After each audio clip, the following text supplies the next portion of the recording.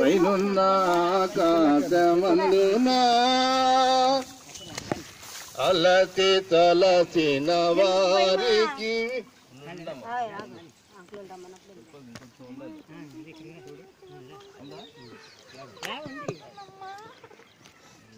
అన్ని నామములకు పైన కలదు ఉన్నతంబగు యేసుని నామం.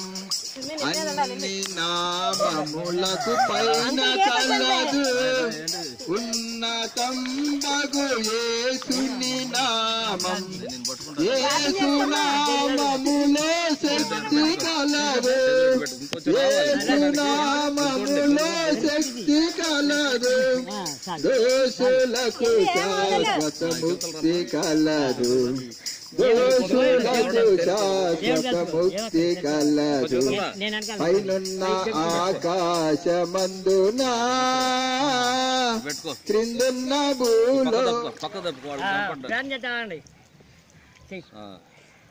సమాధానం చెప్పు.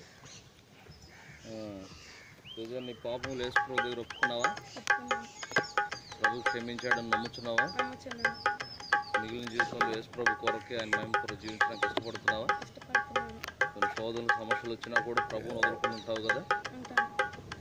మంచిది సహోదరి, నువ్వు ఇచ్చిన సాక్ష్యాన్ని బట్టి ప్రభు దాసుడిగా తండ్రి కుమారు పరిశుద్ధాత్మ నామములో నేను బాప్తిస్మం.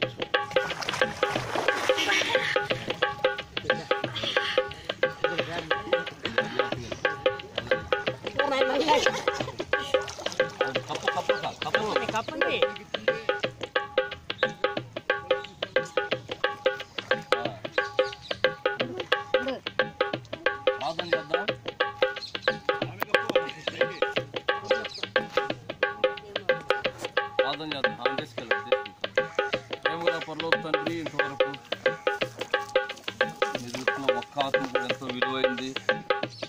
గాజారణ మార్గాన నపుంసకుడు ఒక్కనికి కూడా నీటిలో బాప్తిస్మం ఇవ్వబడింది. వాక్యానుసారంగా ఈరోజు బిడ్డకు మీ నామములో సాక్షాత్తుగా బాప్తిస్మం పని ప్రభావం ముద్రించము.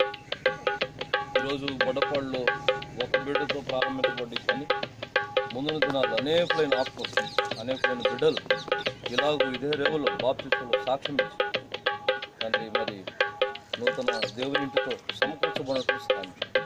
ఈ పని పునాది వల్లే, పునాది రాయుగా ప్రారంభ పని ఈ ప్రాంతంలో ఉన్నట్లు చేయమంటూ మీకు మహిమ ఆరోపిస్తూ యేసుక్రీస్తును ప్రార్థించి అడిగి వేడుకొంటున్నాం తండ్రి.